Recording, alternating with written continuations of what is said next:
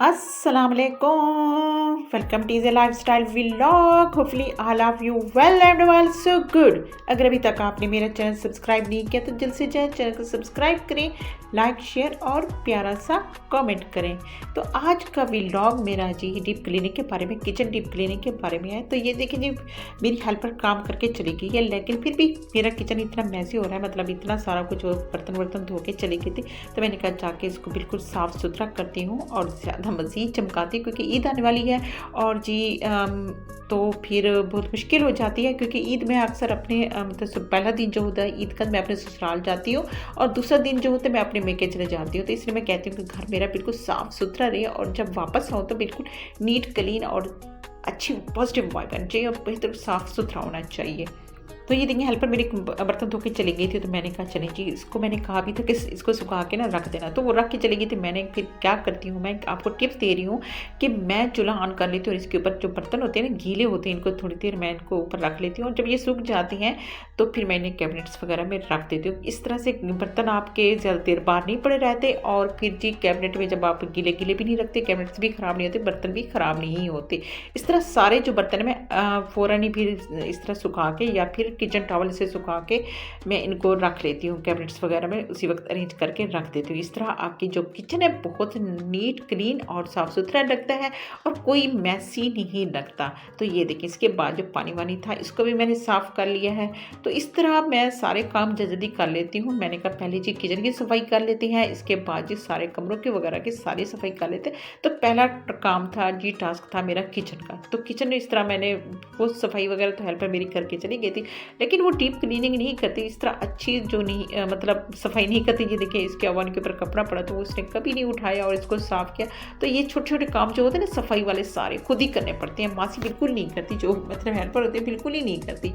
तो ये सारी चीज़ें मैंने इसको साफ़ किया, ओवन को भी अंदर से साफ़ कर लिया। मैंने कहा चलो जी, क्योंकि फिर सारा मैं रमज़ान सारा काम होता रहा है, पकोड़े समोसे सारा आइलिंग का काम होता रहता है। तो सारी मतलब इसके ऊपर कैबिनेट्स के ऊपर इसके चाहे डे बाई डे साफ़ करते रहें, लेकिन जब तक आप इसकी डीप क्लीनिंग ना कर लें, अच्छी तरह से साफ़ कर ना लें, तो ये साफ़ नहीं होते।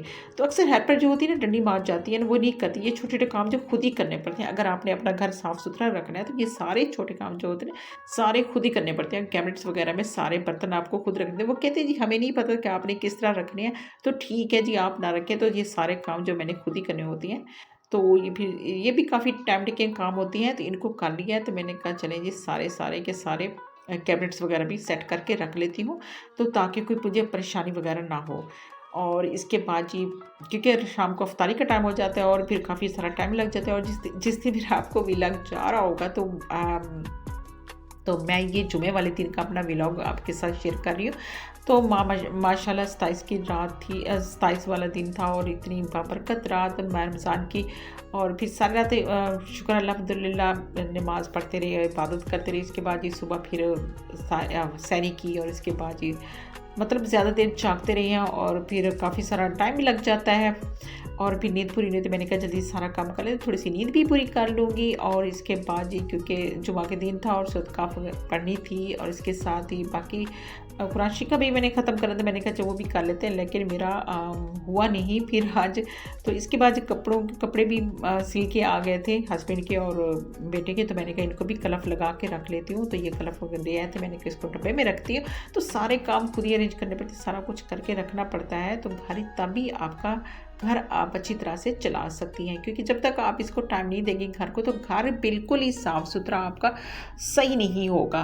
क्योंकि आप किसी के ऊपर भी कुछ भी नहीं छोड़ सकते, अपना घर किसी के ऊपर भी नहीं छोड़ सकते। हम जैसे जो मिडिल क्लास वुमेन्स होती हैं, अपना घर जो है कभी भी नहीं छोड़ सकती इसी तरह कि दूसरे आके काम करें और हम आराम से बैठे रहें। तो ऐसा कभी नहीं हो सकता। जब तक आप अपने घर को तवज्जो नहीं देंगी तो घर बिल्कुल आपका साफ़ सुथरा नहीं होगा। और जी इसके बाद जी ये देखिए, होड वगैरह होते हैं, इसको भी साफ़ करना था, क्योंकि पूरे माह रमज़ान हल्का फुल्का तो मैं साफ़ करती रही थी, लेकिन फिर भी इतना साफ़ नहीं कर सकी थी, क्योंकि पकौड़े समोसे सारा आयलिंग इसी तरह का काम होता था। सारी बहुत ज़्यादा ख़राब हो गया था, बहुत ज़्यादा ऑयली हो गया था। मैंने कहा चले जी इसको भी डीप क्लीनिंग कर लेते हैं। मैंने नीचे से खोला नहीं, बस मैंने कहा चलो जी ज़्यादा टाइम लग जाए, खोलूँगी फिर ज़्यादा टाइम लग जाए, तो बाकी सारा साफ़ कर लेते हो। तो इस तरह मैंने सारा साफ़ कर लिया अच्छी तरह से। पहले मैंने इसको स्प्रे किया, स्प्रे करने के बाद जी मैंने फिर इसको अच्छी तरह से साफ़ कर लिया।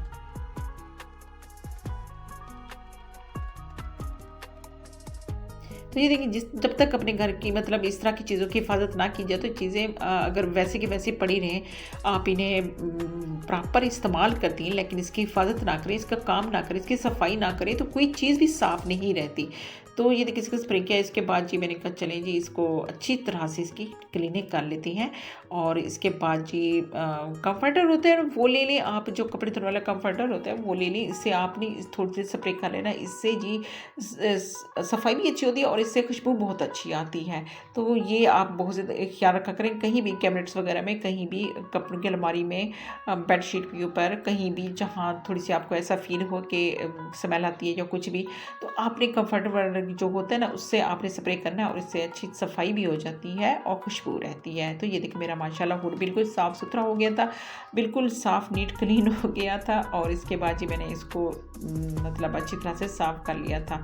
और इसके बाद जी चलते हैं, बाकी सफाई भी करती हैं सारा काम। और फिर मतलब पूरा रमज़ान में हमारे जो बर्तन होते हैं सारे निकले रहते होते हैं और इतने सारे कैबिनेट्स वगैरह इतनी हम नहीं करते, चम्मच वगैरह निकले होते हैं, सारी चीज़ें निकली होती हैं, रोज़ाना की रोज़ाना हम नहीं रख सकते, ख्याल नहीं करते। तो मैंने कहा चलो जी आज टाइम मिल रहा है तो इसको सारी मैं कैबिनेट जो है ना, चम्मच वगैरह जो सारे इनको बिल्कुल अरेंज करके रख देती हूँ। तो ये बहुत मुश्किल, इतनी बर्तन हो जाती हैं क्योंकि हम औरतें हैं, होती ऐसी हैं, जब बाहर जाती हैं, जैसे जाती हैं ना कोई शॉपिंग करने, कोई भी किचन का आइटम तो ज़रूर लेके आते हैं, चाहे बर्तन हो गए, स्पून्स हो गए, कोई डेकोर का चीज़ हो गई, कुछ भी हो गई, तो ये तो हमारी मस्ट होती है ना। बाजार जाते हैं शॉपिंग करने, ये किचन के आइटम तो मस्ट होते हैं, कोई बर्तन हमें पसंद आ जाता है। और हम फीमेल ऐसी होती हैं कि हम बर्तन वाले मतलब पोर्शन में ना जाते, ऐसा हो ही नहीं सकता, हमें कुछ हज़म ही नहीं होता जब तक अच्छे अच्छे बर्तन ना देख लें, तो हमें कुछ हज़म ही नहीं होता, अच्छा ही नहीं लगता, ऐसा लगता है हमने कुछ शॉपिंग ही नहीं की। चाहे एक आध बर्तन ही लें, गिलास कप कुछ भी ले आएं तो लेके ज़रूर आते हैं।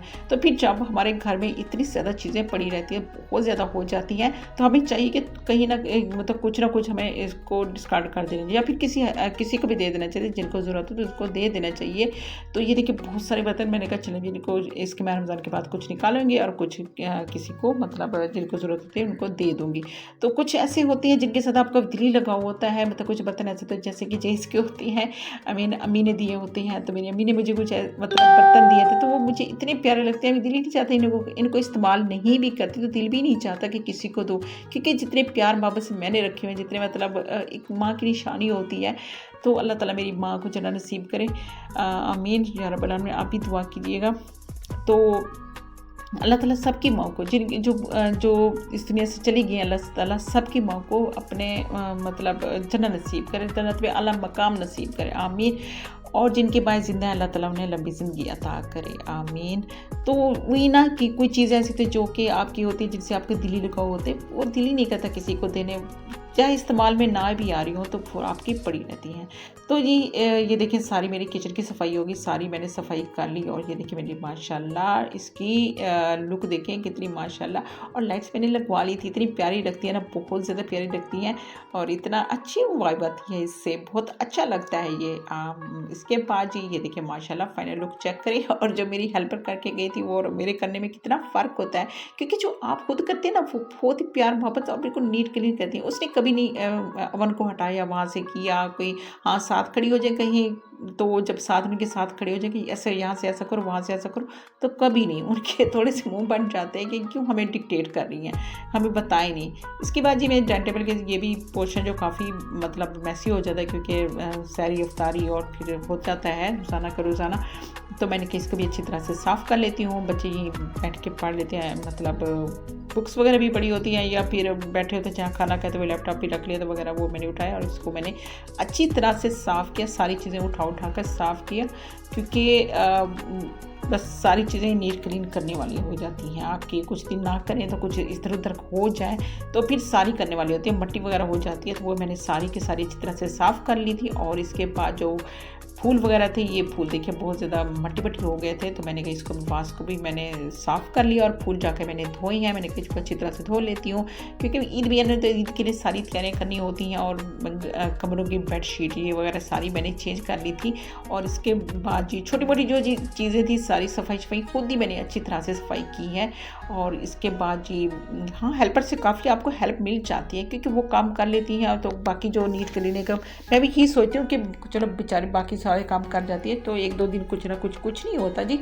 आप भी थोड़ा सा चल फिर के कुछ ना कुछ काम करें। वैसे मैं सारा मतलब उसके आने से पहले कुछ ना कुछ कर लेती हूँ, अरेंज कर लेती हूँ, जैसे बेड वगैरह बना के रख देती हूँ, सारा कुछ बिस्तर वगैरह सही कर लेती हूँ।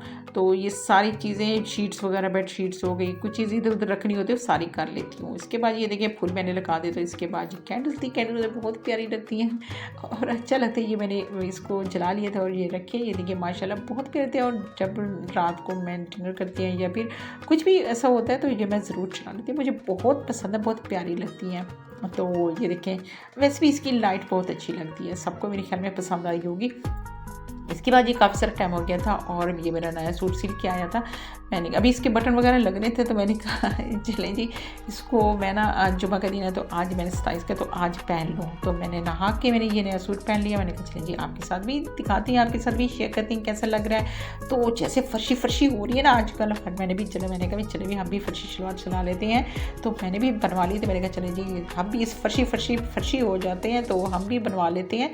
तो बस मैंने भी बनवा ली थी और चलो मैंने कहा आपके साथ शेयर करती हैं। तो देखिए माशाल्लाह कैसा लगे। बिकॉज सिंपल सूट था, मैंने सिंपल लिया था, पिछले साल का ही पड़ा था तो मैंने सिलवाया नहीं था। मैंने कहा चलो इस दफ़ा सिलवाते। मैंने कहा पहले का इस पर कोई कढ़ाई शढ़ाई करवाऊँगी, एम्ब्रॉयडरी कराऊँगी, लेकिन मैंने वो नहीं करवाई। मैंने कहा चलो सिंपल रखते हैं, अच्छा लगता है, थोड़े से प्यारा लगता है, बस इसकी अच्छी लुक आ रही थी। इसके बाद जी मैंने मीठा बना लिया था। मैंने कहा चलें जी शाम का अफ्तारी के टाइम ये भी मीठा भी बना लेती हूँ। इसके बाद जी अफ्तारी का टाइम होने वाला था और नमाज़ पढ़ने के बाद फिर मैं किचन में आ गई थी और फ्रूट चाट बना ली। और जैसे कि जी समोसे, पकोड़े वगैरह जितनी चीज़ें में होती हैं मैंने सारे सालन मैंने पकने के लिए रख दिया था। मैंने कहा इसको भी पकने के लिए रख देती हूँ। और इसके बाद जी दही भल्ले बना लिए, फ्रूट चाट, चटनी। ये इस चटनी की भी आपके साथ रेसिपी शेयर करूँगी। बहुत प्यारी ज़बरदस्त चटनी बनती है, बहुत मज़ा आता है और ये हर चीज़ के साथ फिट हो जाती है। चाहे आप इसे दही भल्लों के साथ लें, चाहे इसे आप सालन, रोटी, चावल किसी चीज़ के साथ लें, किसी चीज़ में भी डालें, तो बहुत ही ज़बरदस्त होती है। बहुत ही किसी दिन आपके साथ शेयर करूँगी।